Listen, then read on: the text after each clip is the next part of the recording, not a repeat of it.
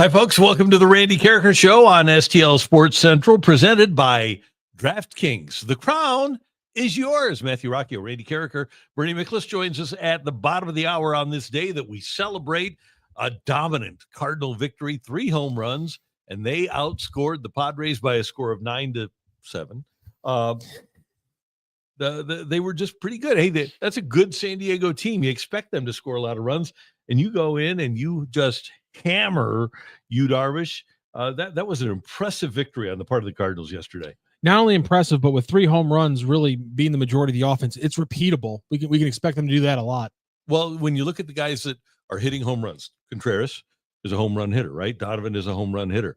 9 home runs a star does. 14th of the year for Wilson Contreras. Yeah. And then Ivan Herrera, the guys that are going to hit home runs for the Cardinals last night. So but you beat the Padres, who are ahead of you in the standings. I also like catching up to them. Specifically, Ivan Herrera's home run was literally just like, have you ever seen a more definitional line drive home run than Ivan Herrera's barely clearing left center field on just a dead line off his bat? Jack Clark's career. Yes, you're right. That's true. That's a good point. Yeah. But I'm not. That's one of the most. McGuire's number 62. That's another good one. Like, that is one of the most line driviest of line drive home runs I've ever seen from Ivan Herrera. I like it. I like it too. Like those kind of home runs. That's fun. So a good win last night, the first of 4 against Mike Schilt's Padres, and let's see if the Cardinals can keep it up. This is a team that is they are like the definition of mediocre. They're going to be probably 81-81. Before this season, Matthew, I thought this was a team that could go anywhere from 71 wins, which they won a couple of years ago, to 83 wins, which they won last year. And the Cardinals have a rough schedule coming up. Next week, they have to go to San Diego and LA. It's going to be a difficult road for the Cardinals through August and September, especially if they sell, as we expect they will. Right now, they're 53-51. I would not be surprised if we come back here on Monday morning and the Cardinals are 54-54.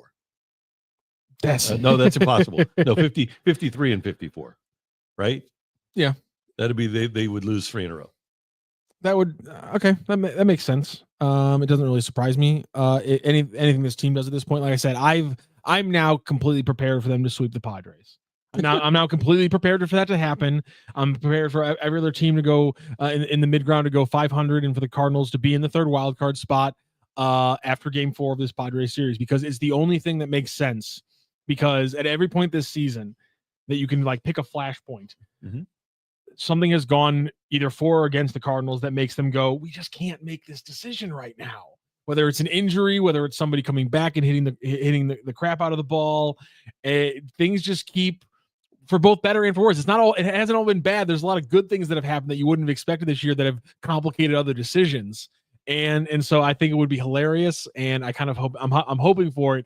Only because it would be great content on this show. So I want to know what you guys want for Ryan Helsley. And Katie Wu had a quote from Ryan Helsley that he thinks it's 90-10 now that he will get traded. He doesn't want to get traded. He wants to remain a member of the Cardinals, but the chances, according to him, 9 out of 10 that he will get traded. So I want to know, and here's a direct quote, I would say it's 90% I go, 10% I stay. That's what he said to Katie Wu. What do you want for Ryan Helsley? Like if you look around baseball, and I think it'll probably be one of the high money closer needy teams, Dodgers, Yankees, Mets, and the Mets don't need a closer, but they need relief help, right? Dodgers, Yankees, Mets, Cubs, Phillies. Out of that group, where would you like to see him go, and what reasonable return would you like to get? I think if they can get another mid-level starting pitcher prospect for him, I think that would be something that I would be satisfied with. A good friend of mine who used to be in the radio game, but who is got out of it. His name is Michael Gaines. He used to be a producer for a wonderful show called We Are Live. Mm-hmm. And he last night, as Helsley was pitching, just sent a tweet that I can't answer better than that. His tweet was just simply, man, Ryan Helsley looks a lot right now like a team 6, 9, and 13 number prospect. And I was like, yeah, he's pitching a lot like that. That's kind of like there's 3 solid prospect gets from the from whatever reliever needy team to your point, is out there. I think that makes sense. I will not, as someone who's been carping for these trades, I'm not going to bitch about the exact return. No. Get the best return you can. He's been pitching well over the last 4 or 5 games. You're going to get a high return for him. He's aware of that. That's why he's saying those numbers. I think Phil Maton is also aware of the fact that he's a high trade piece and that he's going to go to a contender here pretty soon. And so I'm not surprised from that. And I'm not going to worry necessarily about the return, but it's pretty clear with the way he's pitching, with the needs, a solid little 2 or 3 prospect package would be solid from Helsley. And as long as we're getting, top 10, top 15 prospects, I'm fine. History City, rational here. I would like a prospect back with good potential, ignoring arrival time. I don't care if he's in low A right now. I'm fine with that, as long as it is a prospect that has a chance. A lot of times, like when the Cubs traded Darvish to the Padres, all they got was lottery tickets. And I would like to get more than a lottery ticket for an asset like this, because, and it's not because of who he is or how he's pitching, but it's more about the competition for his services, because you have teams that are desperate. Philadelphia is desperate for a closer. The Dodgers are. The Yankees want help in the bullpen. The Mets want help in the bullpen. I don't know if you trade him to the Cubs. I would if I were the Cardinals, because he's just a rental, and I don't care if the Cubs win with him or not. But the way I look at it, I want the Cardinals to be able to maximize his value in a competitive market. Yeah, I think that's the best deal. That's the most you can hope for right now as a Cardinals fan, I think. Craig Lewis, I want some healthy prospects for Helsley. The issue is that they're healthy when they get here. Yeah, well, hey, he was he injured when they got him? Yeah, pretty much. So was Tekoa Roby. Okay, so maybe that's a good point. History City, I would like a prospect back with good potential, ignoring arrival time. I don't care if he's in low A. Yeah, I'm okay with that. I like that as well. Why not?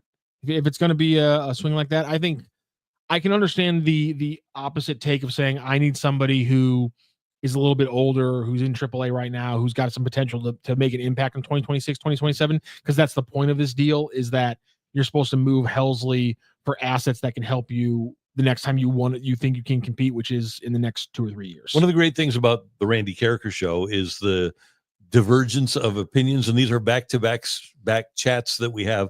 First from Kurt Martin: the Cardinals need to sign Donnie, Wynn, Herrera, Scott are keepers. Give Jordan another year of the everyday guys. Everybody else is expendable. So he says sign Donovan, Wynn, Herrera, and Scott. Next chat from Jay Boak: I say trade Donovan. Guy has some value, and you still have Wynn, JJ, and Gorman. And I will bring up now a tweet that was sent to us by Wilson behind the glass, and that is John Heyman is reporting that the Yankees, or the all-star infielder Brendan Donovan, would interest the Yankees if he's available. Many teams would be Astros too. Unclear how deep Cardinals' sale would be. We just talked about a potential Brendan Donovan trade earlier this week. I personally think that his value to you, having him in the building and potentially getting him locked into a long-term deal, I think his value is better than what you're going to be able to get for him on the market. But if maybe a team like that comes prying for him and is willing to give you a big, hefty sale for him, then 28-year-old second baseman, then I'd say, yeah, pull the trigger. Well, here's the thing. The Cardinals have identified Brendan Donovan as the guy that is the essence of what they want to be. When you talk about a Cardinals identity, they think that this is Oli Marmol and the front office people. They believe that Brendan Donovan is the essence of what they want. A really good player, a really good human being, a leader. He can hit, he can play the field. He's an all-star. He's fielded at a Gold Glove level. He's won a Gold Glove. I just don't think the Cardinals, the way that they talk about him, are anxious to move Brendan Donovan. No, it would have to take a pretty sweetheart. Like the Yankees will have to make that phone call and convince the Cardinals that this is a good enough package for what they're giving him. It's one of those things where as soon as the Cardinals answer, if you're the Yankees, you know that any word you could say you could hear click, and you got to play it safe because they value him very highly, and I think that's fair. Yeah, and at some point, obviously, you do have to find a spot for JJ Wetherholt, but I think you also have to remember that Wetherholt still hasn't played in the majors. And remember when they told Jordan Walker, we love you because of the way you handle adversity? At some point, JJ Wetherholt is going to handle adversity too. And I know the organization will have changed by the time that he gets here, but I don't anticipate him being Albert Pujols when he gets here, rookie Albert Pujols. No, neither do I. And people are now commenting on the chat. We're going to keep getting to them. We're asking the question right now: what would you need to see from a Ryan Helsley return to be happy with it? Mark Fosser comes into the chat from the Facebook side, says, I want pitchers and outfielders. I want players who don't create log jams for players who can bat but can't play defense, or defenders who can't hit. Get back to solid Cardinal baseball. So we need defenders who can hit. Makes sense, yeah. And yeah, that'd be nice to get back to the Cardinal way, but the game is different now. And no one else is looking for those, by the way. Yeah, well, and the one thing the Cardinals, when you look at the teams that are at the top of the standings, there is a common offensive denominator.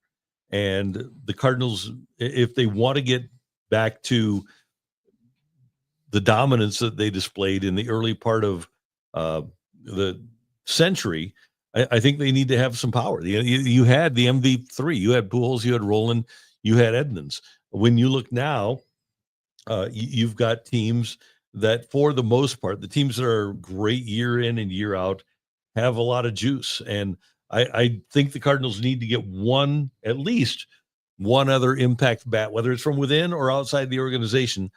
I don't think they have that 30 home run guy. And it might be the only guy who really has a chance on this roster to be a 30 home run guy is Nolan Gorman. Chris Schaefer, I want a double-A right-handed bat. You also have Kent Martin saying Gorman can't stay healthy and is not dependable. And Bach Hogg, I don't think there's anyone on this roster I would protect. I listen to all offers. This team is so far behind in the talent pool, they need to catch up. Yeah, and the thing is, other teams are smarter now. It used to be that, like, the Angels didn't want to pay and they didn't really love Jim Edmonds, or the A's didn't want to pay Mark McGwire, or the Rockies had a bad contract. They thought a bad contract with Darryl Kyle, or the Phillies, they wanted to pay Scott Rowland, but he didn't want to be there. He wanted to be in St. Louis. There were players that made it a point to get to St. Louis, and there were players that would sign here for less. And the other part of it is we didn't have revenue sharing. So there were teams that couldn't, the Marlins couldn't afford at the time to keep Edgar Renteria. So what do? They trade him to the Cardinals. Those trades don't exist anymore in baseball. Nobody can't afford a player because of revenue sharing. So the Pirates, they have Brian Reynolds and Key Brian Hayes, for better or worse, guys that early in their career you would have wanted. They signed them to big contracts. Same thing happened with the Marlins, and same thing happens with the Rays. Now, it doesn't always work out. Look what happened with Stanton demanding to get out of Miami once things changed. Look what happened with the horrible situation with Wander Franco with the Rays. But there isn't a team out there now that can't afford to keep a player that's headed towards free agency. Yeah, and even some of the smaller market teams are figuring out things like the A's are no longer going to be a goodwill donation spot for anybody else, because they're now going to have the money to keep their bats, and that's why everyone you just stop thinking you're ever going to trade for Brent Rooker. He's going to be a Las Vegas A. Yeah. Like he's going to be an inaugural Las Vegas A. Like I can't imagine why they would ever move away from him, considering what he brings, the fact that everyone wants him, and the fact that they need to get people into the new ballpark. Yep. Mizzou 1755 for Helsley. We need a young pitcher with strikeout stuff. I think that'd be great. Yeah, get a guy that from a team, and I think the Dodgers are probably your best bet here. And a team that's desperate for a rental reliever, I think that'd be a good idea. We do get this from Craig Lewis. Let's discuss, is there an issue with the medical team and fitness group here in St. Louis? We're having a number of players with back issues. How long have they had them? About a week back, but probably it's been longer than that. So Gorman has the back issues. That's not because of St. Louis's Mason staff. Wynn has had them. It's not because of St. Louis's staff. You still have not put a pitcher on the IL this year, the only team in Major League Baseball that has yet to put a team on the IL this year. Actually, this team has remained pretty healthy relative to other teams. Newt Barr seems to get hurt every year. I don't know if that's a Newt thing or if it's a Cardinal medical thing, I tend to lean toward it being a Newt Bar thing at this stage of his career. And then you had the injuries to Ivan Herrera. One of them was a hamstring that happened while he was running out a ball. And then the other one was a bruised knee, right, when he got hit by a pitch. So I don't know that these are real issues with the medical team at all. I think that these are more the injuries that are indigenous to playing baseball over the course of 6 months. Why do we keep having these issues then? All right, fine. Last 20 years, how many players from the Cardinals have had chronic back issues before Mason Wynn and Nolan Gorman? How many other players have had chronic back issues? I don't know. We had other chronic issues. I mean, Albert Pujols had a chronic, what was it, elbow, shoulder? Elbow, yeah. Elbow issue. I mean, that just happens sometimes with players. Like chronic injuries are not, like, they're rare, but they're not unheard of. And like the Cardinals are dealing with two players who have them right now. It's why some of the conversations with trades, which you think would be so simple, are a lot more complicated than I think we would like to admit, because back injuries are so crappy and things like that. I just think that people who want to focus on and blame people for injuries for chronic back issues, it's just that's an unavoidable issue for the most part. If you have it, it's hard to cure, and it's not just guys who are like, it's not Mason Wynn's a smaller guy in fantastic shape. So it's not even like a fitness thing of why it's coming onto him, where sometimes you look at bigger guys like Nolan Gorman and wonder, why is he have a bad back? Is it a muscle thing? Is it a weird build thing? Mason Wynn's a tiny guy. And so even him having a back issue like that, you just got to chalk that up to bad luck. Tyler Glasnow of the Dodgers this year placed on the injured list in April with right shoulder inflammation. Blake Snell of the Dodgers placed on the injured list with left shoulder inflammation. That's his right shoulder. Roki Sasaki of the Dodgers diagnosed with a right shoulder impingement. Shohei Ohtani of the Dodgers, a left shoulder subluxation. Bobby Miller of the Dodgers, shoulder inflammation. So is there a problem with the Dodgers medical staff because a bunch of their players are getting the same injury? They're shanking their young pitchers when they get there for spring training. Just a quick little, and then just, hey, if you can't survive that, you can't be a Dodgers pitcher. People were saying Tyler O'Neill had back issues. That was 2 years ago. Like, are you saying those are connected somehow? I just like Mason Wynn wasn't even on there, was even on the team yet. I just like, yes, there's singular issues with players who have had back issues. I just don't think you can blame the medical staff because of that. If you have any kinds of facts or any proof of that, that's fine. But just saying that there's a medical issue because we have multiple players with back injuries, when that's one of the most common and risky injuries across all sports. Yeah. Okay. It happens. Yeah. I don't know that's well, I do know. I can pretty definitively tell you that baseball injuries do happen now and then. And just because you have a couple of players, it's not like you have 10 players with back injuries. Just because you have a couple of players that wind up with sore backs, not surgery, but sore backs that they think will be back in 10 days. I don't know that that's a problem of the training or medical staff. I would tend to say that that's more the wear and tear of a 6-month baseball season. Kurt Martin, you guys don't agree, but the ways guys train today needs to be revamped. Players today are not nearly as durable as a generation ago. Players don't play as many games. And that's a sports-wide issue. That's not a Cardinals medical staff issue. You're talking about how the entire industry evaluates players and deals with injuries. And yeah, you're right. Players aren't as durable as a generation ago when they're 28.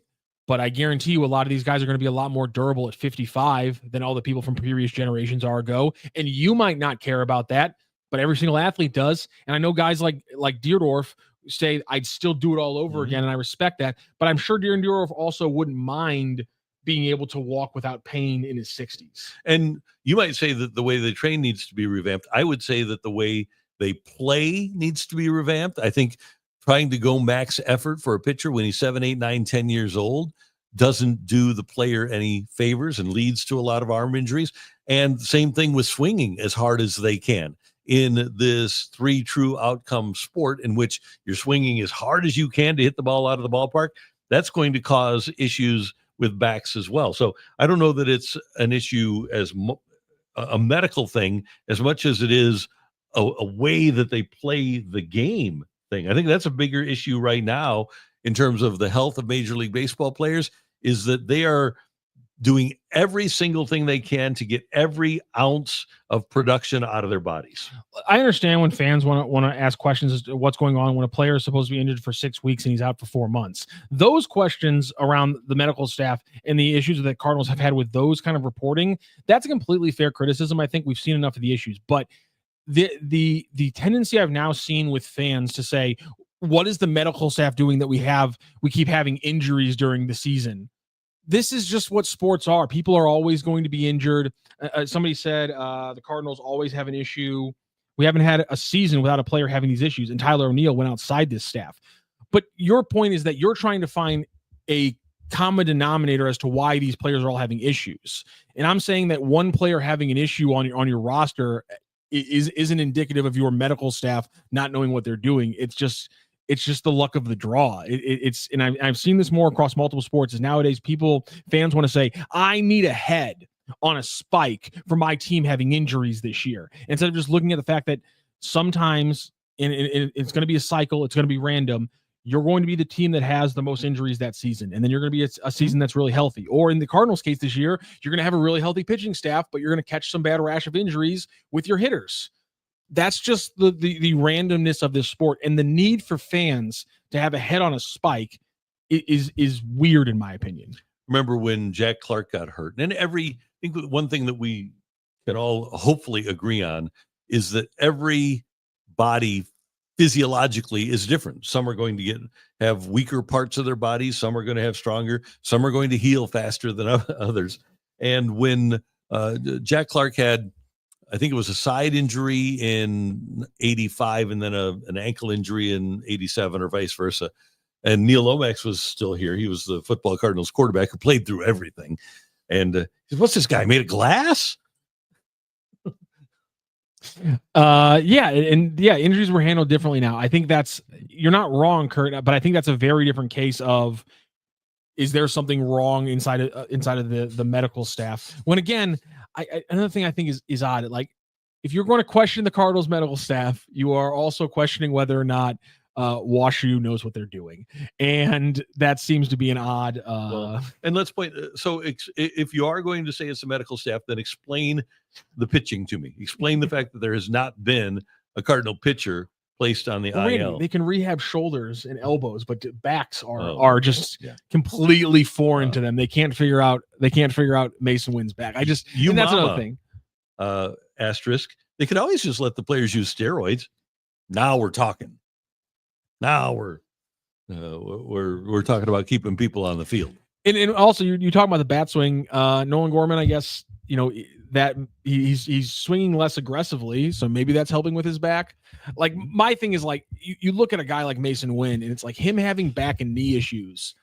I just don't know how that's controllable. I mean, he has such a slight frame. Like, there's no extra muscle on him that's overloading him when we talk about these muscle injuries. Like, that's just, you just got to chalk that up to bad luck. Like, a guy his size at his age having a knee issue and a back issue, that's, you lost the coin flip on that one. And sometimes that's going to happen in sports. Can you believe the Cardinal medical staff crappy. Let Bob Gibson break a leg in 1967?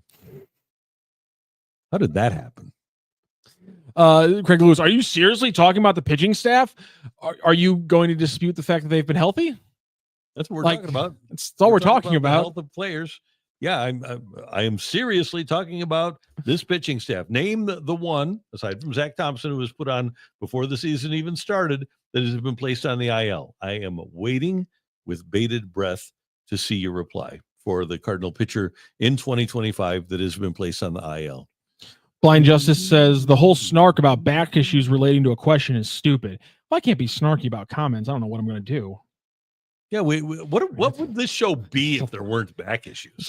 Yeah, if Randy doesn't get to use that joke once every like 10 or 12 days, I'm afraid we might lose him. I think so. I think that's he's just going to come in and start the show, and his battery's just going to shut down because he didn't get to make the joke. Here we are on STL Sports Central. Yeah. And then we got to wind him back up. It's a whole process. So the Cardinals get a couple back injuries for us. That way Randy can make the joke and the whole show can roll on. Blind Justice tells us to grow up. No, I never will. Wait. I refuse. Grow up? I refuse to grow up. Oh. I'm Peter Pan in this thing. Oh. without the weird overtones. Yeah. So so right now it's Gorman. When did he start having these issues? About a week back is the wrong answer. No, that's right. No, that's good. Randy's juiced up for the rest of the show now. He's got 2 of them in about 5 minutes. Yeah, I love it. Nancy Renee, growing up is highly overrated. I've always thought that as well. I kind of agree, Nancy Renee. Yeah, so we're not talking up the pitching staff in many ways. I mean, if you've been listening to this show, we have literally agreed multiple times in the last 48 hours that this pitching staff cannot win them or should not be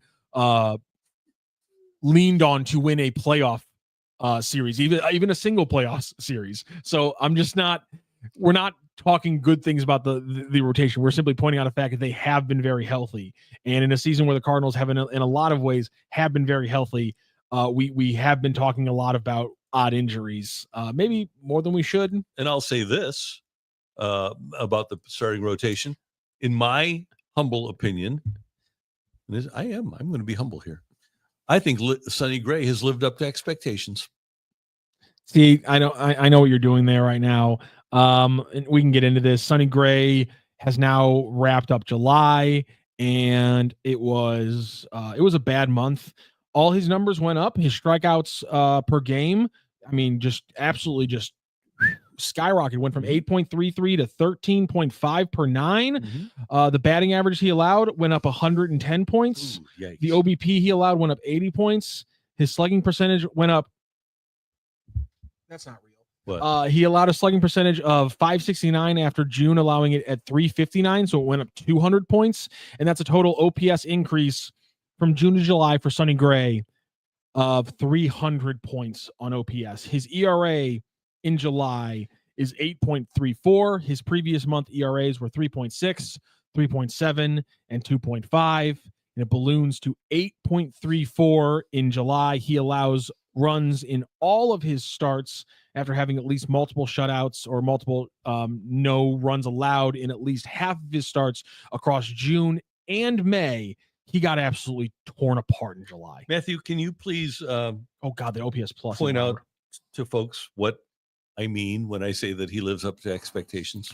Sonny Gray is not a very good pitcher relative to his expectations as a number one once the calendar turns post-break. And usually he gets through July pretty cleanly. He's gotten through some August pretty cleanly. He has in one time staved off the rundown until October. But the majority of the time, Sonny Gray's career numbers tell you that once the break happens, Sonny Gray is no longer going to pitch like the ace he pitched in the first half of the season. And again, usually he makes it through July. This year, he very emphatically did not. No. Craig Lewis, seriously, ask Ozzy what Mackie Shilstone did for him. I kind of know what Mackie did. By the way, one of the things that Mackie told me is that I got to get rid of this. He says that if you are a male, that has if you wear a 40-inch waist pair of pants, he said you're in trouble. So you I'm still doing good. Yeah, I'm still skirting. I'm skirting that edge, baby. Let's go 37. But yeah, Mackie, when Ozzy tore the rotator cuff, Mackie kind of rebuilt Ozzy's body, and Ozzy put a ton of work in, and Ozzy was able to play the latter part of his career with the torn rotator cuff because of the musculature that was built up in large part because of Mackie Shilstone down in New Orleans. I would like to ask Ozzy, probably if we run into him next time when he's out playing, be like, would you be playing golf right now if it wasn't for Mackie Shilstone? And I wonder what his answer would be. Ozzy finally had to have surgery a while ago. Damn, he was on such a great run. But he's still playing. But my point is like, I wonder if a guy like that getting to him is something that has affected his life 30 years down the road because he got ahead of it when he was in his 30s, and he gave himself that good base, and that's why he's able to no doubt hit the ball so well when he's 60 years old. So I was with Ozzy the other day. Ozzy is 70, and he's changed his backflip cocktail. That's the first thing. It's not a cocktail anymore. They've got a new backflip drink that is a recovery drink, and he does Tai Chi to stay young. He said he was going to send me the, and I haven't received them yet, Oz. I know you're watching, but he said he was going to email me the Tai Chi exercises that he does. But he's, because Ozzy looks like he's 50, 55, he's 70, and he's unbelievable. And so, yeah, he's got, in addition to what Mackie Shilstone helped him with over the years, he's got a lot of things that he does, and he treats his body like a temple, and he works out 3 days a week. There have been times where we've tried to get him on the show. No, he's got to work out. So he really does take care of that body, and he talks to other Hall of Famers, because I was talking to him about the late Tony Gwynn and the late Kirby Puckett, who kind of let their bodies get away from them after they quit playing. And there's a lot to be said for continuing to work at athletic items, athletic things after you have quit playing professional sports. Absolutely. Bernie Mickles will be joining us here in just a couple of minutes. He usually is recording one of his Bernie Show videos right before he joins us. And so I think he's still recording that. So before we go to break, before we get to Bernie, Mark has sent in a couple chats here from the Facebook side, and I want to get to this one. As a fan, I'm seriously trying to get educated on Herrera as a catcher. I love his bat, but isn't it easier for him to become better as a catcher than trying to become an outfielder? I'm wanting to learn as one Parkway dude to another. Take it away, Parkway dude. Yeah, Parkway North. And tell me where you're from. I know we've got a couple of Parkway Norths here in the chat right now, but here's the thing. He doesn't have the throwing arm to be a catcher that throws out base runners, and that's the problem. He might be able to wind up doing the other ancillary things like block balls in the dirt. He might be able to learn that if he works with Matheny or Molina. He might be able to manage a pitching staff, although Pais is exquisite at that right now. But, and Jim Hayes told us that Ivan Herrera told him that he always played outfield before he came to the States, and then that's where he became a catcher. But I don't think we have to worry about him being, you don't have to think about him being a catcher anymore. He's going to be a DH for the rest of this year, and then I think they'll move him, whether they move him to the outfield, which would probably be left field, or they move him to first and move Wilson Contreras into left field. I would be really surprised if, as a catcher, he was anything more than an emergency catcher for the rest of his Cardinal career. Yeah, and the way I would look at it is there's just simply a couple positions in baseball that you either can play it or you can't. I mean, there's no middle ground. And catcher, shortstop, which has, I think, more middle ground than the other ones, in center field. It's like, do you have the athletic traits that you need to play this position? And the bottom line is, Ivan Herrera, whether it's a combination of pop time and arm strength, whether it's purely just arm strength, he doesn't have what it takes to get to give the Cardinals what they need from a defensive side behind the plate. And at this point, you move him to another position, the other positions available, including left field, where you don't have these super strict athletic bars that you have to clear to be able to play it. And that's for me the simplest thing about it is he just can't play. He can't get to that level as a catcher of being able to throw people out consistently. Last year, so there it is, 4 for 59 in throwing out base runners. That was 6.8%. This year, 15 base runners have tried to steal bases against Ivan Herrera. His percentage in throwing out runners, 0.0. And Bill Downs says we'll be able to throw from left. Yeah, because you can get under the ball and take 2 steps, and you can crow hop to give you a little extra oomph. The entire point about the catcher is that you have to pop and then throw with 1 step. You get 1 step of leverage, and it's got to be like that. Under a left field ball, I can sit there, I can run up on it, I can catch it, then I got 2 steps and I can crow hop it. Like, it's completely different arm strength from behind the plate now. And how many times in a game, let's do it this way. In a week, how many times in a week does a left fielder need to utilize his throwing arm to throw people out? 1.5. 1.5 or 2. Yeah, right. So different animals altogether. By the way, the other thing that, and it's not troubling, it's just unfortunate for Herrera, is that he's got an extraordinarily high ERA, catcher's ERA too. And so it's not his position. Not everybody is made for every position. And the Cardinals, I don't know how this happened, but they used to tout him as their next great catcher. and he can hit, and he has athletic ability, and he's a diligent guy. The only issue is that his throwing arm is not good, and he just, some people have the innate ability, and I think that's what Pages has, to manage a pitching staff, call pitches, know the opposition hitters, things like that. He's really good at that. And Herrera just is not. And that's not a knock on him. It's just not who he is. And so that's where we stand with Ivan Herrera and him being a left fielder. And yeah, fortunately, you don't need to catch the ball every single play as a left fielder, as you do when you are a catcher, unless, of course, the opposition hitters are just hitting everything. You mama says Herrera is bigger than you think. I would just have him concentrate on hitting and lifting all off season. Keep him at the DH, single focus on hitting for power. I think he wants to play a position, and I think there's a pretty good chance that he would be better at a defensive position than other guys would be. For example, if you have to play, if you're stuck with Arenado and you still have Gorman on the team, Gorman is going to be probably a better guy as the designated hitter than Herrera would.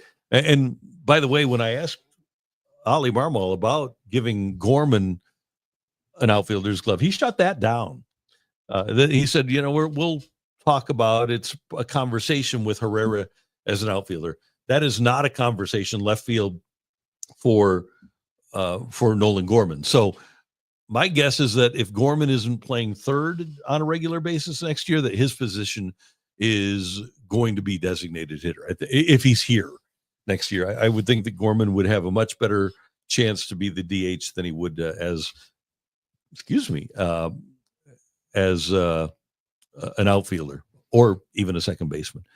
Cody Crawford, Michaelis to Miami, has a home in Florida. Marlins were also inactive in FA.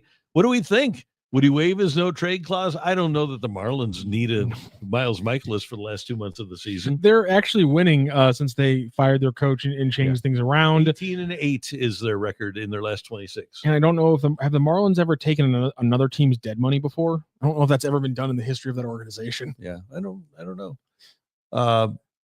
Jeremy Hodge, trade Newt and put Ivan in left field. I think ultimately that could happen. And they are going to do to Herrera what they did to Jordan Walker. They're going to make sure that he has some experience and has some teaching at the position before they put him out in left field. They're just going to say, yeah, go out and play left field. Teach yourself how to play it. They're not going to do that like they did to Jordan Walker with right field. Mizzou 1755. I think the Cardinals need to eat some salary and trade Nolan Arenado. Probably have to package him with someone, but that moves sets up the rest of the season and off season. Okay, so if you do that, if you're another team, are you going and let's say the Cardinals do eat salary for Arenado. I think there's other players that you'd rather have for the same price.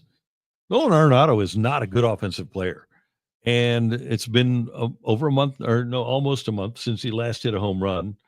And I'm not so sure that you're going to find a team out there, Matthew, that'll say, yeah, I'll take on Nolan Arenado. I think you would need to give them value, like we talked about yesterday. If you're going to trade Helsley to the Dodgers, Helsley, Maton, Matz to the Dodgers, the value that you could possibly get out of trading Helsley to the Dodgers is you say, okay, you take on the money too. You take Arenado and you take the money. We'll give you these guys. Don't even ask for, say, you just give us back whatever the hell you want. It doesn't matter. Doesn't matter to us. What our value in this deal is going to come from you taking on the rest of Nolan Arenado's contract. Is it a pipe dream? Is it unrealistic to expect, as Mason Windu puts out here, that if he is on the team next year, that it's a heavier platoon at third base? Yeah, logically that has to be the move. But I wonder, just do you think that Arenado would accept that? Do you think the Cardinals would go to him and say, "You're 300, you're not a 300 at bat guy anymore. You're 280 at bats." He went to them and said, "I can't do it anymore. I should be a number 6 hitter." He has said basically, "Yeah, I can't do this anymore." So I would hope that he would be accepting of something like that. Although I don't know what are his splits. I don't even know if a split would. Let me take a look. I'm at him right now. Somebody says he hits lefties really well. Obviously, he's not hitting home runs. And yeah, we did this yesterday. We'll do it again. 378 slug. 378 slug. God, that's terrible. That is really bad. I mean, in his first year in St. Louis, his first 2 years in St. Louis, he slugged just over 500 across those first 2 years, and now he's slugging 378. Okay, so let's go back to that last home run that he hit, and that was on June 27th. Since that home run, he has hit. Hold on. That's not his last home run. I am wrong here. I've got to fix this. Okay, Matthew, I need to learn my months better. I need to learn that June is the 6th month of the year. It is, yes. Okay, not 5. Okay, so I'm going to get better here. I wish I knew the rhyme for like which months have 30 days and which ones have 31. I always did. I was more of a knuckle guy. Is that how you guys figured out the days in a month? I was more of a knuckle guy. I still get it wrong. Yeah, that's reasonable. I don't have any problem with that. Okay, so let me. I got February on lock there, and then click here. Most of the time. Boom. Oh. Okay, here we go. Since the last home run, which was hit on June 27th, Nolan Arenado has hit. Is this right? No, it's not. I got to fix it. Yeah. Is it wrong? I'm wrong. I feel like it was right. Yeah. I'm looking at your screen. I feel like you had it right. Oh, no, I had it wrong. Oh, you did? No, I do. Okay. How did you get this wrong? I have no idea. All right, fair enough. So that's his last home run. What's his average? 22nd was the last home run, right? June 22nd. So that's the problem. Okay. So yeah, since the last home run, he's hitting about 189. That's bad. Yeah. Slugging under 300. Under 300 in that run. Without the home runs, he's slugging under 300. He's not a playable bat. That's the bottom line. They have to figure out something else there for him. He can't get more than 300 bats next year. That's inexcusable. Pimp Daddy Mike 2. How are you going to put Herrera in the outfield with a weak arm? Did they win 100 games with John Jay at center field? Yeah, or only 90 multiple times. And I'm assuming you aren't very old, but Lou Brock played in 3 World Series. He won a couple. If you remember a guy named Manny Ramirez, did Lou Brock not have a good arm? Lou Brock not have a good arm? Really? No, Manny Ramirez, Greg Lazinski, Lonnie Smith.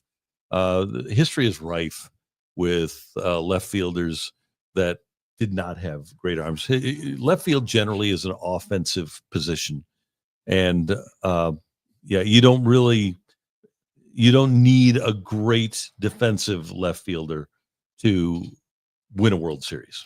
Donnie McCleary Jr. says, you guys are putting all these players, but where are you putting JJ Wetherholt?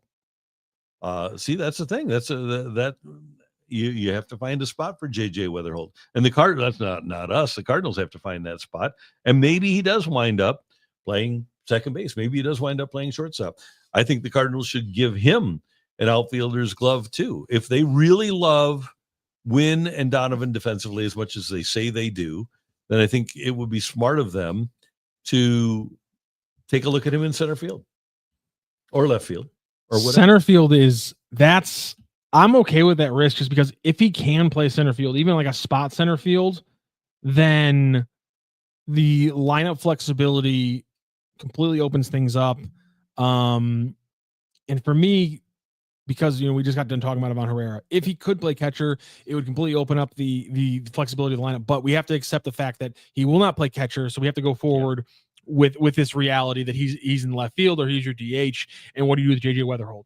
If they truly believe he's a good enough athlete, yes, absolutely, 100%. Right now, have him start shagging balls in center field tomorrow. Yeah, there's no reason not to. This skipper plugged Tommy Edman into center field and pretty much immediately said, yeah, he's the best center fielder we have. So I obviously precedent has shown that the Cardinals have been willing to do that in the past. And so maybe that's the play. Maybe he is. I've never seen JJ Wetherholt play in person, and maybe he is a Gold Glove quality second baseman or shortstop. Maybe he's the best that the Cardinals have to offer at those positions. I'd love to get down to Memphis and see him play. I don't know if I'm going to be able to do that this year, but he might be that guy. He might be he might wind up being a left-handed hitting Ryan Sandberg. The real third man won. There are a lot of success stories infield with center field. My brain has been warped, and I have now completely forgotten the career path of Skip Schumacher. Did he go left field, second base, center field? Well, he was actually drafted as an infielder. Okay. And then went to the outfield. Played both left and center probably equally. And then they moved him back to second base, and he played a lot of second base for the Cardinals. Did they move him out? Did they move him back out to outfield? Or am I he wound up playing not on a regular basis. No, but then once he got moved to the Dodgers and the Reds, he played a ton of outfield. Yeah, and so yes, I was like, Skip Schumacher is one of the first ones I think of when I talk about infield, outfield, back to infield, or whatever the heck the exact run was. I like thinking about Skip Schumacher. Yeah, he was, I love Skip Schumacher. He's one of my favorite players. He wore 55, which is always my favorite. Very number. Competitive guy. Love Skip Schumacher. Yeah. And he was in town last week for Tony La Russa's get together. Actually, his son is a really good player. He's playing for the USA's under 14 national team. All right. So a little bit of a bummer here. It looks like, for whatever reason, I'm trying to help him out here, but it looks like somebody clipped the wires and Bernie Miklasz has lost internet. Oh, this is not good. At the home base, which is not good for him. So right now he doesn't. I don't know if he's going to keep trying to get it fixed. We're going to try to figure out if maybe it's like a spectrum outage. Sometimes you'll have that with your internet. It'll go out. You'll be like, "Is this me? Is this my entire neighborhood?" Sometimes your entire neighborhood. So we'll try to figure that out. Yep. Bill Downton, Wetherholt is the highest ranked player in a while, and that's MLB talk, not just Cardinals. Yeah, he's the highest ranked player since Jordan Walker and Alex Reyes. Oh Jesus! I know what you're doing. You're using those names. Highest. Who else have they had that's been highly rated to that level in the last 20 years? Tavares, who did not go well. None of them have panned out the way you thought they were going to. And I'm just saying he is a very highly regarded player. But I think we also need to take a look at the history of the Cardinals and their highly regarded players. That's why Randy's the pro, ladies and gentlemen. That was absolutely fantastic. I didn't see that one coming, and I should have.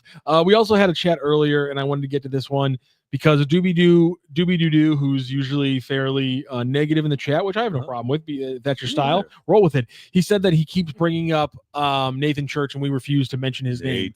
We have brought his name up multiple times. You have just failed to then come back at me and tell me why I should be focusing only on the 150 at-bats at AAA with 1,000 OPS this year and ignore the 500 at-bats at AA last year with the 650 OPS. All you have to do is just come back with me. I'm mentioning Nathan Church.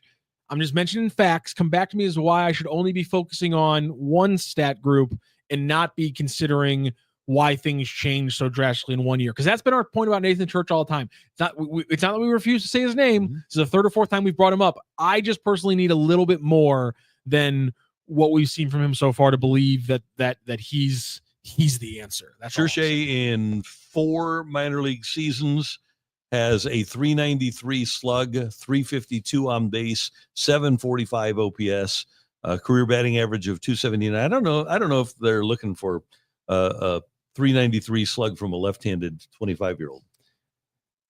Yeah, that's 393 slug in the minors, by the way, for his career. Now, is he having a better year? Has he perhaps figured it out this year? 554 slug in the minors. At Memphis, 542 slug overall this year. But I think the Cardinals probably would like to see just a little bit more than those 139 at-bats at AAA and the 119 this year at AA. That's all.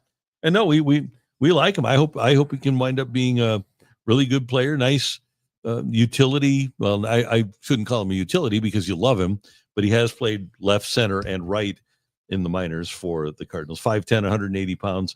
He might wind up being a great player. I hope he does. But I obviously, if the Cardinals, I don't know, you'd think that if they thought that he was better than what they had, that they might have him here. And then we get a chat here. Hey, good job, Steve Wright. You're pointing out Nathan Church did lead the Midwest in hits. That is the what is it, the A+ league? What do they refer to that as? He did. And in that season, when he led that league in hits, he in high A, thank you. I couldn't think of the name of it. Jesus Christ. In that season, he hit 279 with a 360 slugging percentage. Now, so if you want to find a guy, okay, a dude, how about if you take a look at one, and here's our guy. He's bigger, 6 foot, 225. And he hit 334. 331, led AAA in hitting. Alec Burleson did in 2022 with Memphis. Hit 331 and had a 905 OPS down there. I think that's probably what the Cardinals would like to see a little bit more slug, a little bit more OPS, and a little bit more just length to the career of the guy. And that's, hey, I hope Nathan Church winds up being the guy, but he's in the middle of the pack in the Cardinals system rankings. He might wind up being like Matt Koperniak. He might wind up being that good, but you just don't know. Bad Mike says, Rocco, you are just an ignorant human being. Instead of doing sarcasm, listen to some of the fans. I usually listen to the fans, but I'm not just going to, okay, you told me to talk about Nathan Church. I talked about Nathan Church. Here's the thing, Bad Mike. You want to call me ignorant? That's fine. Explain to me what I just said about Nathan Church is wrong, because all I did was read the statistical facts with a little bit of context. So please explain to me what I did wrong. I'm always going to be sarcastic because if I'm not sarcastic, then I'm just mean. Mason Windu, has anyone seen Mo today? Someone cut Bernie's internet wires? Interesting proposition. Yep. Bill Downton, Church has the strongest arm in the system. Well, that's great. He's an outfielder. Maybe they need to move him to pitcher. Greg Lewis, hold up. Church is a lefty. Bring him up. We don't got enough of those. Yeah. So, and that's the other factor is he would be another left-handed bat, so that cools things off. And I said the same thing about Koperniak in spring training. We could be wrong. He could hit the majors and be a late bloomer. But when you're talking about runway and at bats, and you have to, in my opinion, you have to make the smart gambles.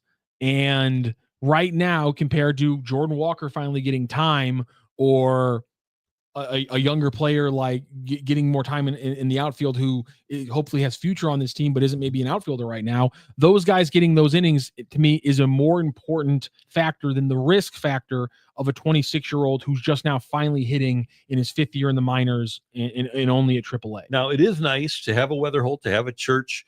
We got a comment about Chase Davis, but he is a left-handed hitter, because as the Cardinals traverse the next week towards the trade deadline, the only things they should be looking for are arms and a right-handed bat. They don't need to trade for a left-handed bat. They've got enough of those. By the way, we didn't even include Matt Koperniak in that list, but they've got 4 guys here, plus you've got your minor league guys that we just mentioned. So in my opinion, the Cardinals are in pretty good shape in terms of having left-handed bats. So you're looking for arms next week when you trade these 3 or 4, maybe 5 guys, or you're looking for a right-handed bat. And it'd always be fun to have a right-handed bat on your team so that you can hit home runs. And a right-handed hitting, well, didn't we get 2 home runs from right-handed hitters last night? Yeah, we did. So we're fine. We're good. We got another Steve Wright, very big Nathan Church fan, and I respect that.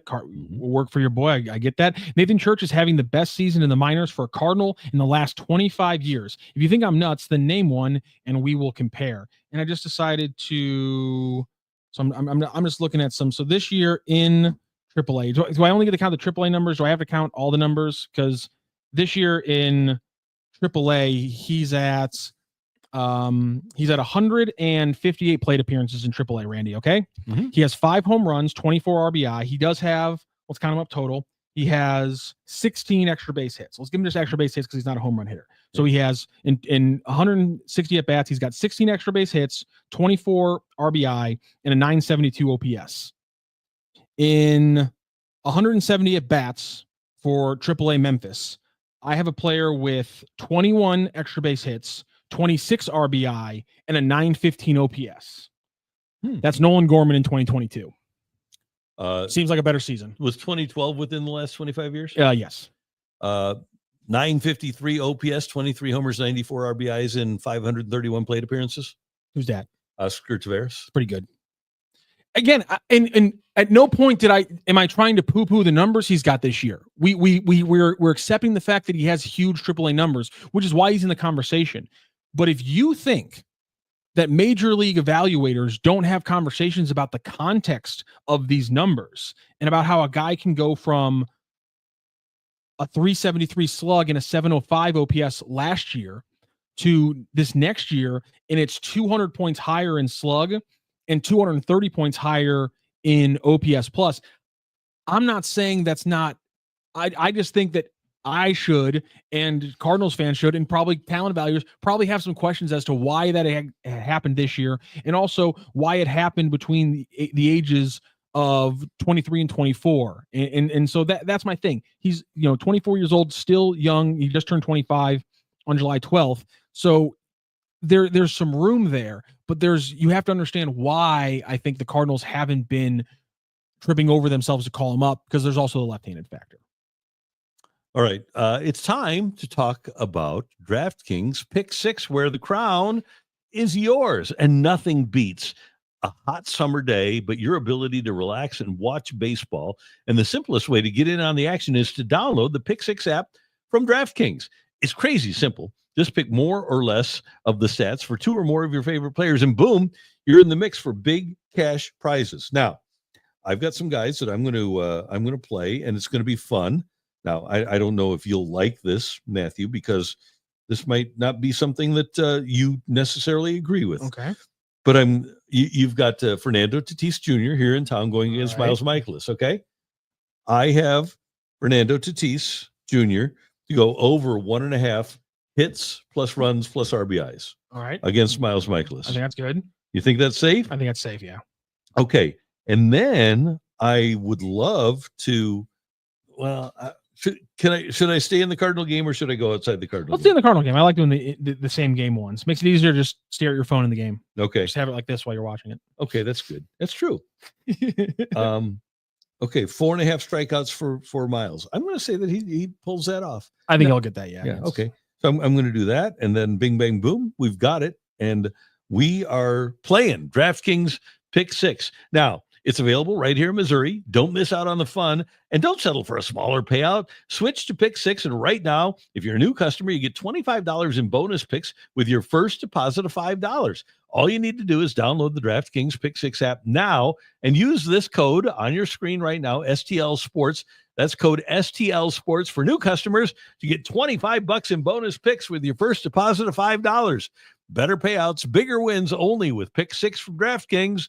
The crown is yours. Gambling problem? Call 1-800-GAMBLER. Help is available for problem gambling. Call 888-789-7777 or visit ccpg.org in Connecticut. Must be 18 and over. Age and eligibility restrictions vary by jurisdiction. Pick 6 not available everywhere, including New York and Ontario. Void where prohibited. 1 per new customer. Bonus awarded as non-withdrawable Pick 6 credits that expire in 14 days. Limited time offer. See terms at pick6.draftkings.com/promos. All right. As Matthew told you, Bernie's internet is down. This happens. This has happened to me at home, and it gets kind of frustrating when that happens.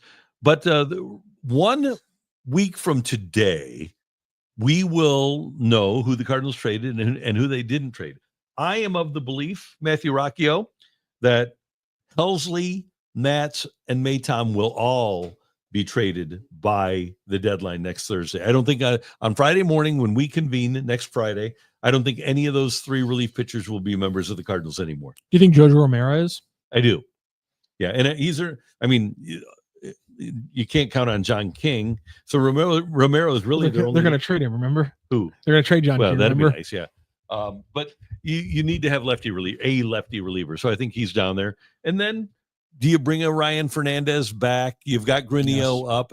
There are plenty of arms down at the minor league level that you can mix and match and rebuild a bullpen. And you have to find out about guys, but I think the big thing they need to find out about is somebody being capable of getting the 27th out. If they trade Helsley, I want them to go through closers until they find out that a guy can't do it. Whether you're going with Graceffo or O'Brien or Romero, whoever it is, Granillo.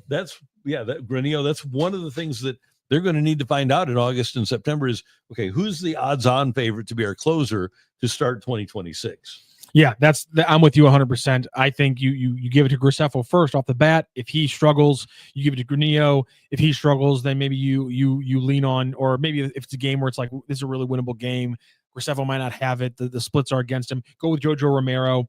Yeah, but I want to see Riley O'Brien. Yeah, but for me, if you're going to tell Gordon Graceffo you're a reliever, then I think it makes sense to give him the first crack. And he has swing and miss. So I think give Gordon Graceffo the first crack at the closer spot. I would love that. We also need to mention, though, that the Cardinals did sign Aaron Wilkerson. Oh, yeah. Who mowed down 8 innings, only allowed 3 base runners. He is a 37-year-old, and he, I think, is liable to be we've talked about it multiple times. When the next time they have to skip Liberatore's start, when they have to start skipping Palante starts because his arm's tired, how do they fill in the gaps on those starts? Aaron Wilkerson's how they're going to fill in the gaps on those starts. That's how or maybe they, and Derek Gould called him the Cardinals' 6th starter. So maybe they, instead of skipping Liberatore or Palante starts, they added the 6th starter and lengthen everyone's, everyone's, so 4 gap. and 72. 4 years, 72 million. Yeah, exactly. No, you give him 4 and 72. No, you give him 72 days free in a Hilton, and you give him $400,000. You don't even give him that much. You give him $40,000. So yeah, they'll have Wilkerson. He'll come up. He'll eat innings when they need to lengthen things out for Liberatore and Palante. That makes a lot of sense. But yeah, he was mowing down in Memphis yesterday. Mason Windu. I agree with Randy on the trades, and there will be at least one surprise trade. Is that Gorman? Is Gorman the guy that they wind up moving? Is it Nootbaar?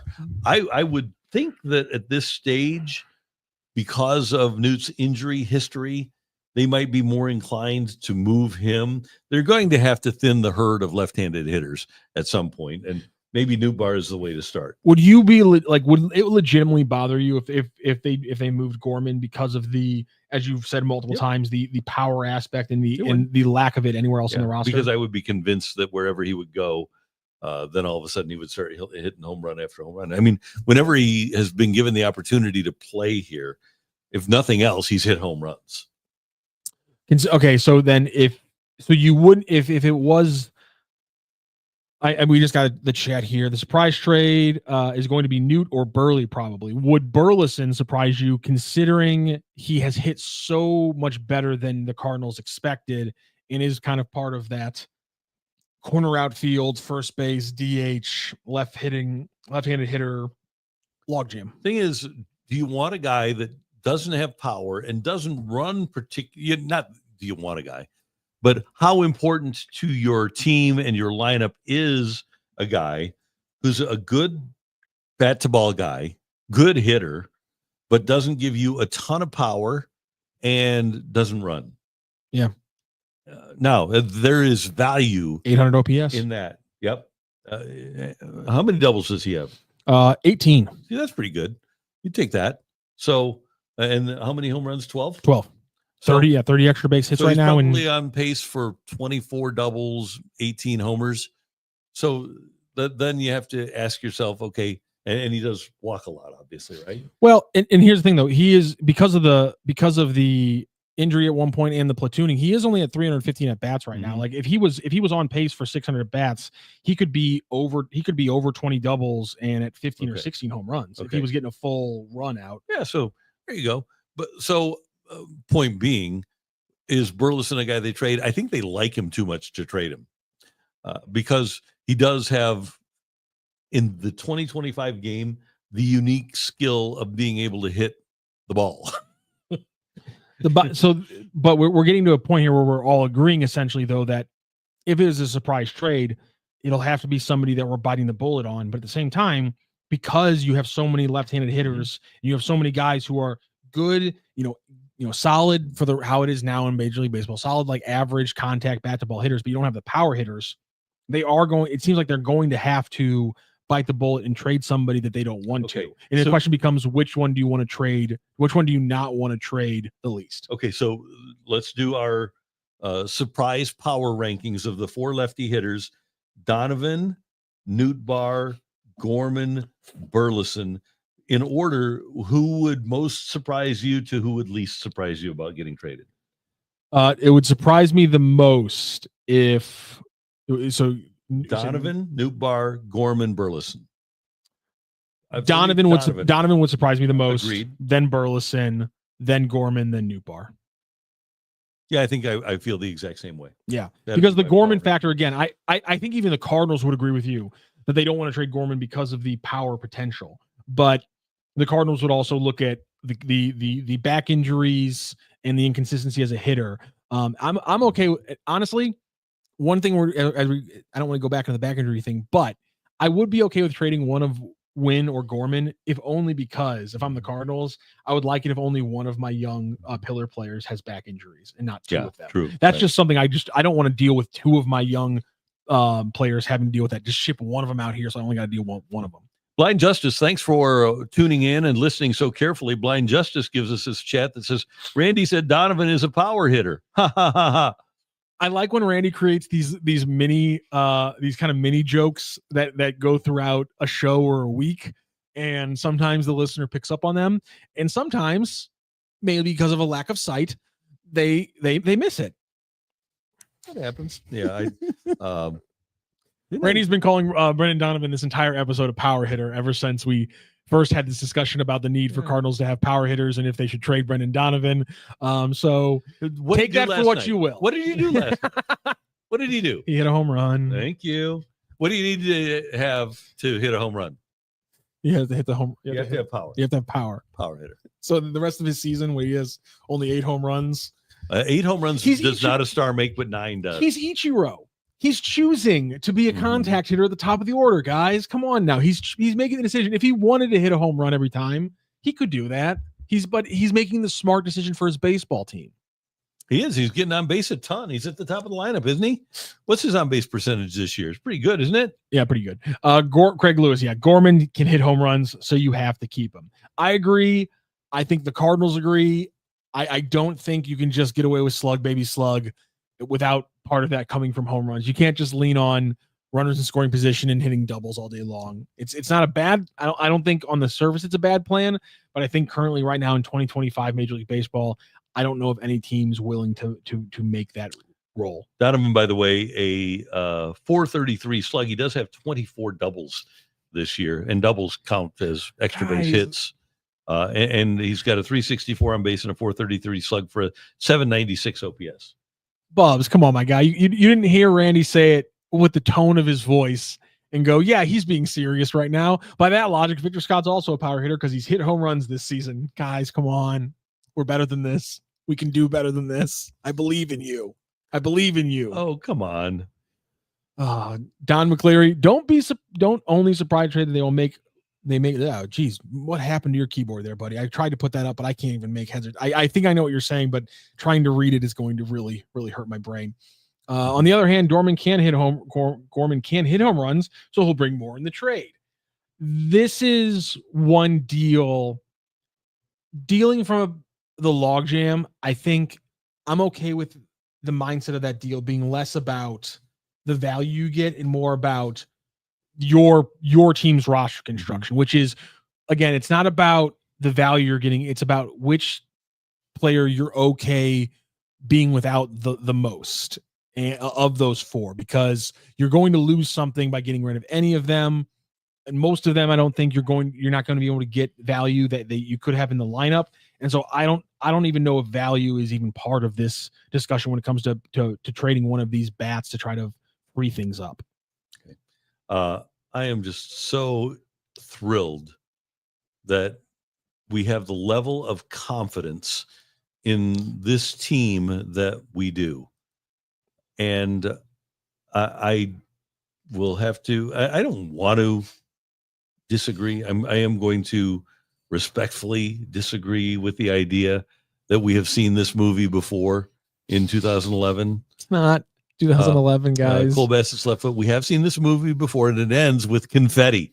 The 2011 Cardinals were 10.5 games out in late August. This squad's just 2.5 back in July. You know what, Cole? Congratulations. It took you till 11-12, but you have been trolling in the chat, trying to get us to read your faux positive texts the entire show. Yesterday, you were killing us with it. You had us in the palm of your hand, and you were just playing us like little puppeteers. We did good for the first hour and 12 minutes today, but you broke through, and credit to you on that one. Good job. Sonny Gray is this year's Chris Carpenter. Wilson Contreras is this year's Albert Pujols, right?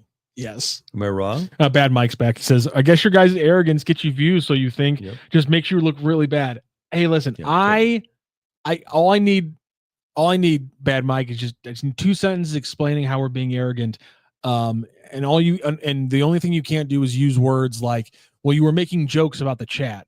I'm going to need a better reason about why we're being arrogant, because if us making chats, us having fun with the chat is us being arrogant, well, then what are we doing here? Yeah, I guess this is the arrogant show. My bad. Yeah. Here's one thing about 2011. Alan Craig had 9 extra base hits, 5 homers and 4 doubles in September of that year. He hit 327 with a 1.056 OPS. Craig had a 692 slug in September and October of 2011. And he really, in addition to Albert, because Holiday, remember, was hurt. I think he had a shoulder and wasn't doing an awful lot in September. But Craig really stepped up for the Cardinals in that comeback and allowed them to be able to live without Matt Holiday. Yeah, and that's, 13 is such a crazy example, because it's what I think about when we talk about, can a team win just by slugging? 13 is kind of your North Star. It's can you do that consistently?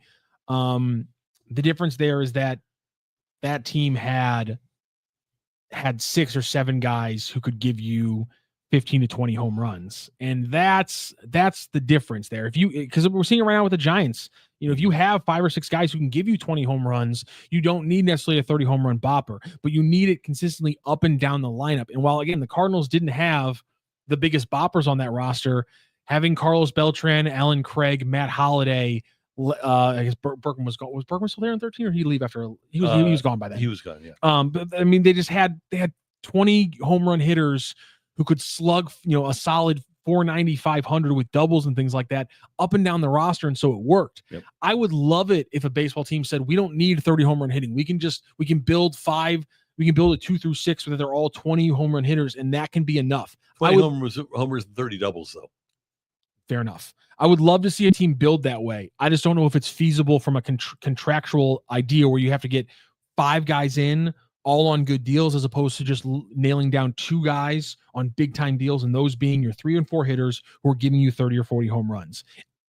It's possible, but it's a lot harder to do the win by collectivism versus signing some stars. I like this one from Sky Walker. If we could get Walker to figure this thing out, I think it'd be a game changer for the direction of the team. There's absolutely no doubt about that. That if Walker could become what they expected him to be, which is a 900 OPS guy with maybe 25 home runs, that would be huge for them. By the way, I have a haircut this afternoon. Did you know that? I think your hair looks good right now. I don't think you need one. Come on now. That's fair. Samuel House says we got to give Torty his flowers too. Obviously, Torty Craig, crucial part of 2013. I just did. Oh, 13 also. Yeah. 13. 11. Yes. And yeah, he was like one of the 2 or 3 best RBI guys in the game for a few years. It's the Cardinals fully expected that for like 15, 16, 17, 18, for like a 4-year stretch, they thought that Taveras was going to be their number 3 hitter and Craig was going to be their number 4 hitter.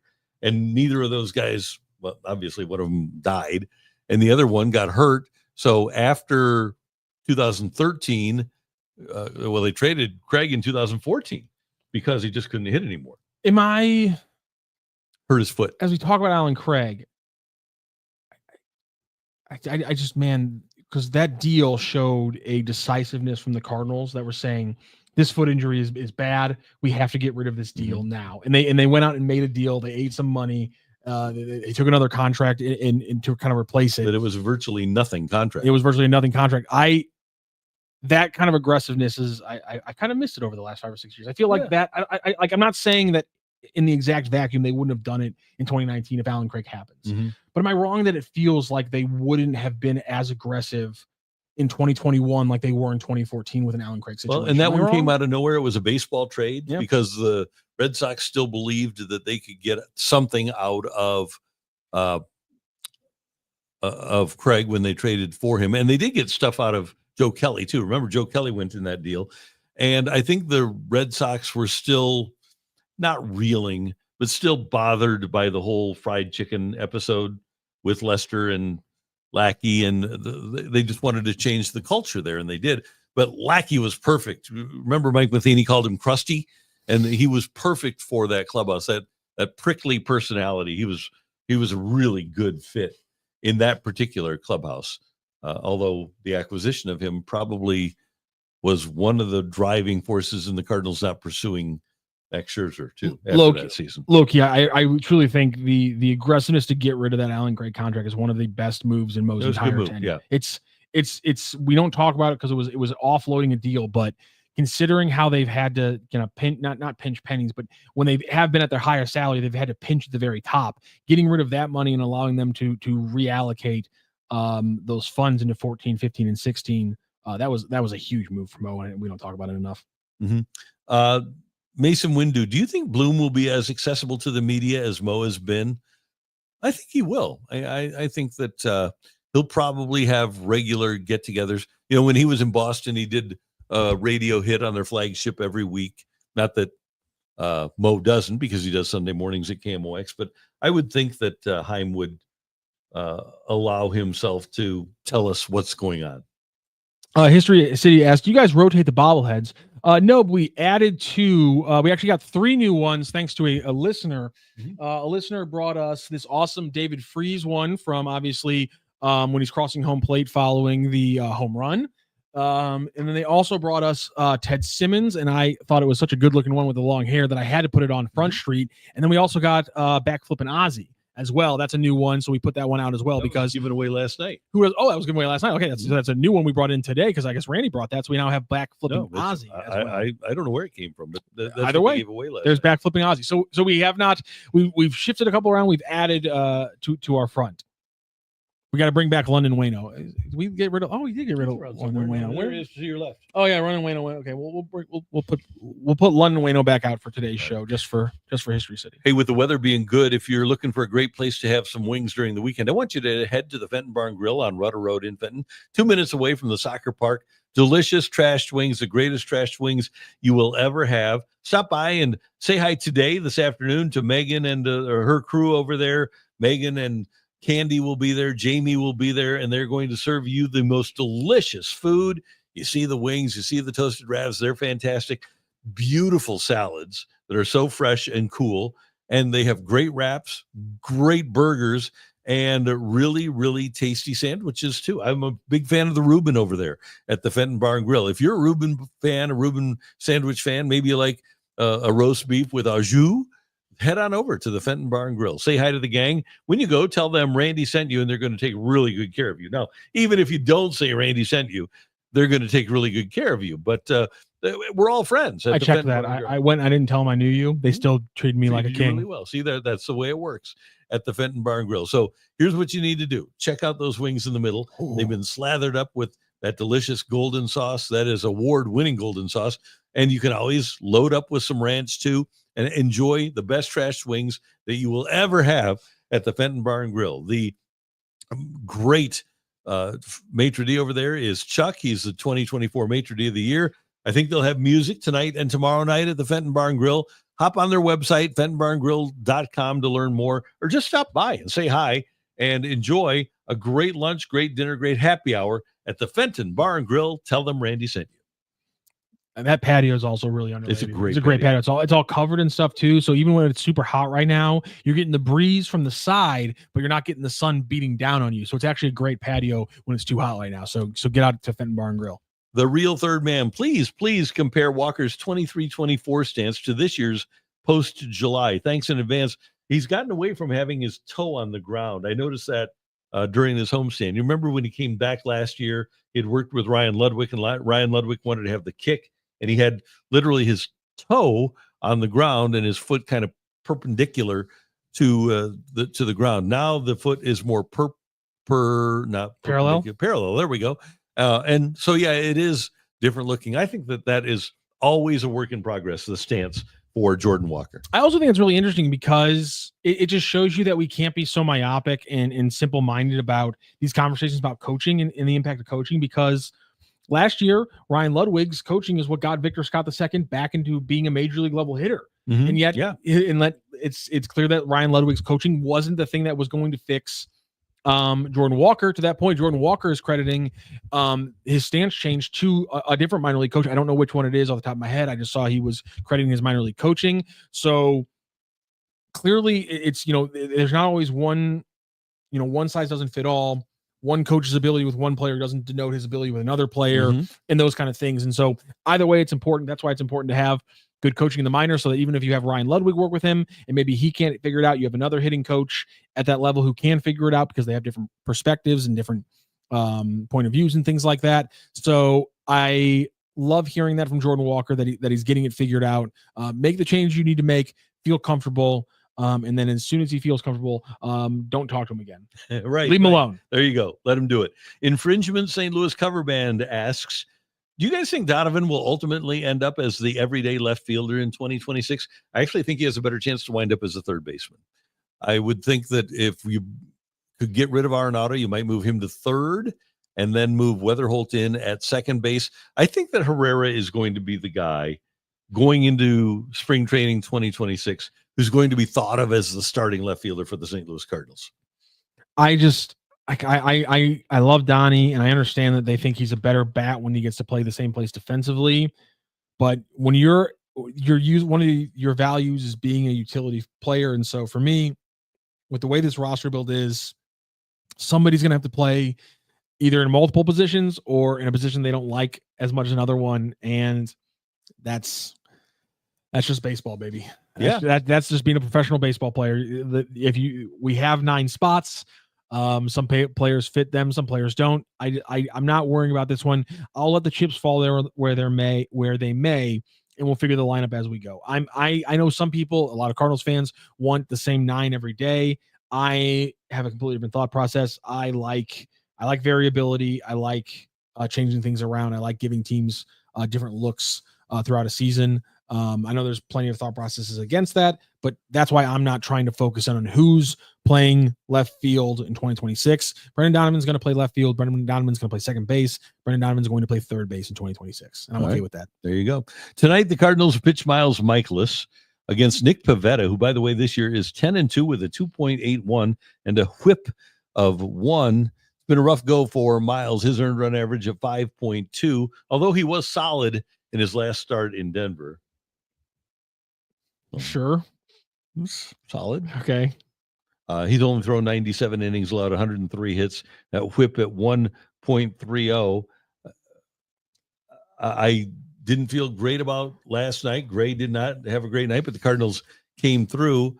And Matthew, not that winning and losing is a big deal here, but I hope the Cardinals have had that moment where they have acceptance about what they are. And it sounds kind of like they have, that they're going to move on from their relief pitchers that have their contracts coming up. They got to do that. You aren't going to win this year. It's not going to be a magical season for the Cardinals. And the sooner they understand that and get value back in return for those guys, the better off they're going to be. And I appreciate the blind loyalty, the sunshine lollipops demeanor of people saying, well, it's happened before. But you know when it happened before? You had Albert Pujols on your team. You had some of those years, Matt Holliday. You in 2006, you had half of your lineup was Hall of Famers. Walker, Roland, Molina, Pujols, and then you could have arguably had another one. If you're starting 8, half of the guys were Hall of Famers, plus you had Chris Carpenter. And then in 2011, you had Berkman, who should be a Hall of Famer. You had Albert, who's going to be a Hall of Famer. You had that great work from the young guys, and you still had Chris Carpenter. And you don't have any of that. So that's why I am of the belief that it ain't happening for the Cardinals in 2025. I couldn't put it better. It's not happening. Start selling things off. I expect Miles Michaelis to allow 4 earned runs today, but in the first inning, but pitch 5 2/3 to not completely burn the bullpen, so that they can still win 3 out of 4 against the Padres, and then they're only a game and a half back from the wild card, and we are still in this thing. All right, let's do it. Tickets available for the weekend, by the way. Had a great time last night. You know what I had never done before? I had the great good fortune last night of going to the Anheuser-Busch box, because our friends at Budweiser, as you know, are big supporters of Folds of Honor, and I'm on the board of Folds of Honor, and we were honoring the folks from Walters Golf last night because they do great work. When you go to a Walters golf course during the course of the summer, a portion of the proceeds will be donated to Folds of Honor, which is great. Anyway, I had never been in the Anheuser-Busch box, and when they had, obviously it's Busch Stadium, but they actually have their own cooking area in the back of their suite, and they bring in their own. Eddie is their chef, and he makes food for everybody, and it's spectacular, and just had a great time. So thanks to our friends at Anheuser-Busch for allowing us to be in the booth last night, because we had a great time up in their suite and had a great time. Anyway, if you get an opportunity to go to a game, the weather's going to be much better this weekend. You get to see Mike Schilt and the Padres. You get to see a really good team. Mike Schilt's Padres. Yeah.